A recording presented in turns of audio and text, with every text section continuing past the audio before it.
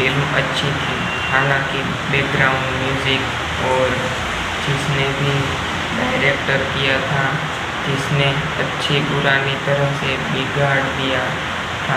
हर बार जब कोई fight scene आता था तो मुझे अपने कान बंद करने पड़ते थे, क्योंकि मुझे लगता है कि यह एक समझने में मराठी बोली ज़्यादा होनी चाहिए थी। रश्मिकांत की हिंदी थोड़ी अटपटी है लगती है और एक्शन सीन काफ़ी में अच्छे थे। हालांकि मराठों की कुछ रणनीतिक योजनाएं भी दिखाई जानी चाहिए थी, क्योंकि अपनी रणनीति और कोश की आदर्श के लिए जाते हैं और हमें रणनीति दिखाते हैं। और इस दौरान काफ़ी रणनीति चल रही थी, फिल्म में उसे नज़रअंदाज कर दिया था, इसलिए उस पर आधारित है, इसलिए फिल्म ने अच्छा प्रदर्शन किया। और फास्टमाइंड और मैक्सवेल आर्टिकल ने भी अच्छा काम किया और पहले भाग का थोड़ा फीका लगा। हालांकि दूसरे भाग तक फिल्म पकड़े लेती है और छावा का सबसे दिल दहला देने वाला पहला यह है कि छावा मूवी में यह विश्व संघर्ष का और बलिदान को किस तरह से चित्रित करते हैं और इतिहास में नई विश्व शाखा देखने लायक है।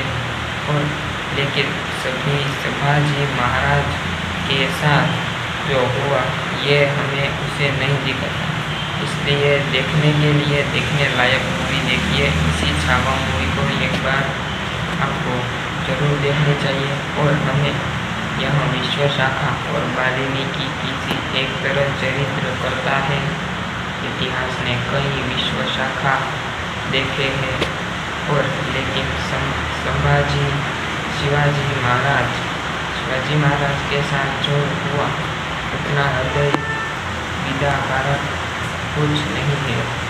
फिल्म इतनी नहीं बल्कि दर्द को दिखाने से नहीं कुछ नहीं है, पर फिल्म पल के दर्द को दिखाती है और आश्चर्य की जिससे कि सबसे सीक्वेंस मिल जाती है, इसीलिए अविस्मरण दृश्य बन जाते हैं, जिसकी तरह से कहानी इन घटनाओं को आगे बढ़ाती है और वह सुनिश्चित करती है कि ये पूरी ताकत से प्रभाव करे और दृश्य की भावनात्मक रूप से संबंध करे।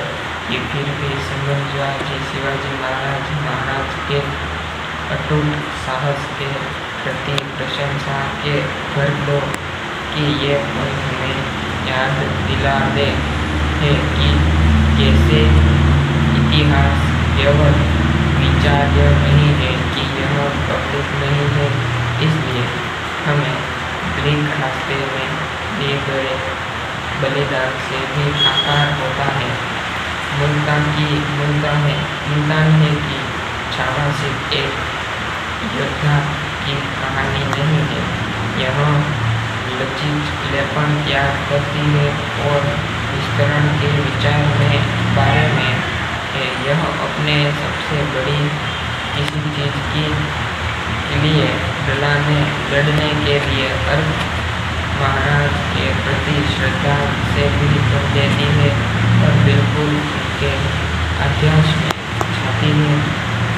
इसलिए मैं सभी को इस साल की इस सर्वश्रेष्ठ फिल्म को देखने का सुझाव देता हूँ।